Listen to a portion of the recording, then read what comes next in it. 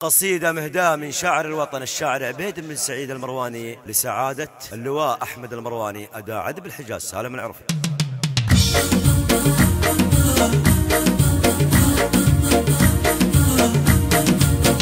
التحية طبعا مبدأنا وايل ما نقدم للضيوف الا الجزيلة في زواج ابن اللواء احمد يا مثايل حضرنا عبد الله بليلة جميلة افرحوا من فرحته يا ابن الحمايل باركوا له فرحته يا عز ليلة بعدها للشعر في صدري مخايل ارعدي بالخيل يمزون المخيلة اجتمع شعري وصوته بالجمايل اشعل الجمهور في راس الفتيلة قوم يا ابو عصام يا عرب السلايل موقفك واللي سواتك يستوي له عندي مرواني من اكرام الخصايل كاسب النوماس وحزام القبيلة احمد الحمداني حزام الصمايل اقوته بين العرب ما هي قليلة سير يا قاف القصيد الراس طايل الشعر من صدره عندي جزيلة سقت كيفاني وحثيت الرحايل